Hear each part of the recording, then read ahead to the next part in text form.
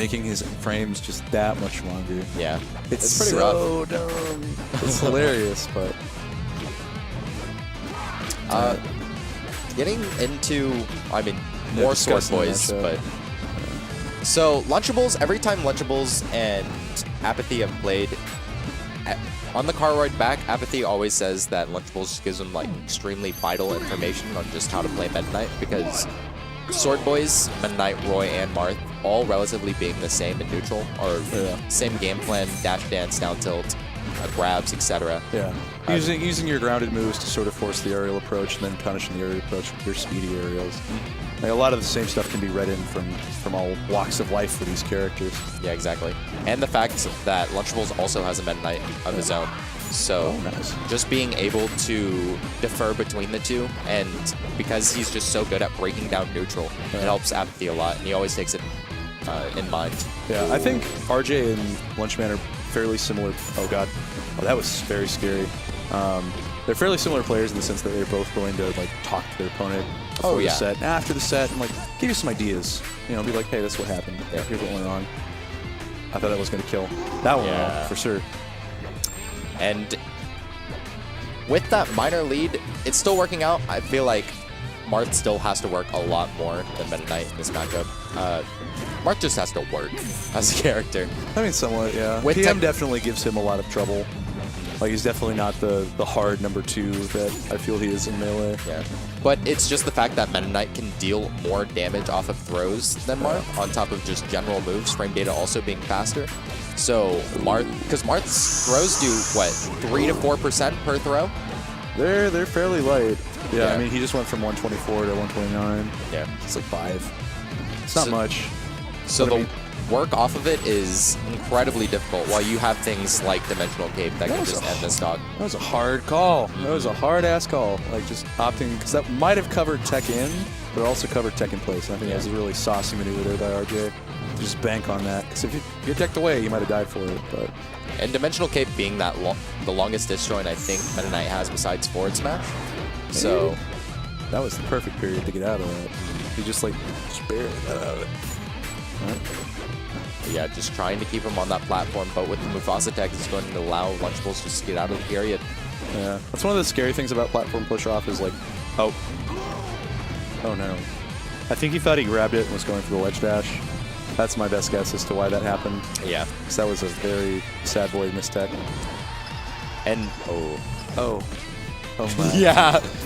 That combo happened faster than I could actually realize like, processing that, I was just like, no.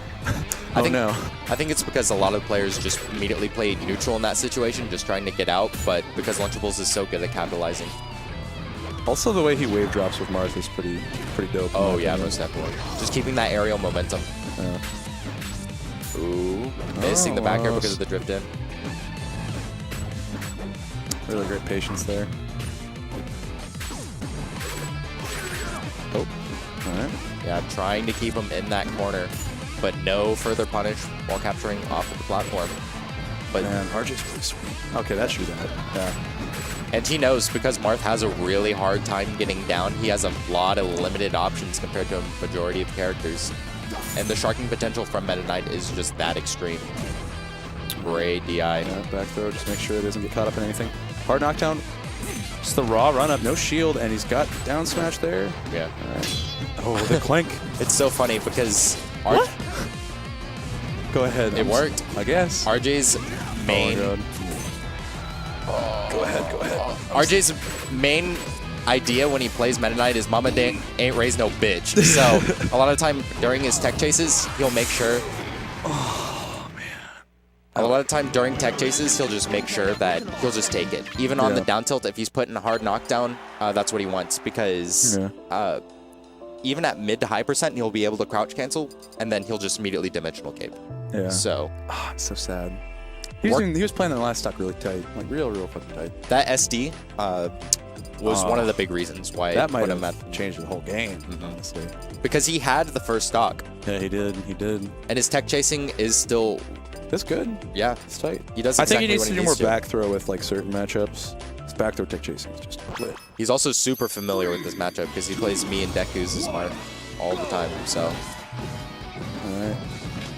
Yeah, great dash dance. Just to bait it out, just being right outside of that threat zone and just keeping him in the corner. Yeah, I agree hard with this counter pick. Like, this is a super good stage for Meta Knight.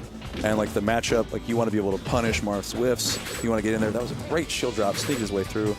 Yeah, it was a shield drop into air dodge down. Yeah. So he could just immediately avoid the up tilt. Almost. That jump saved him.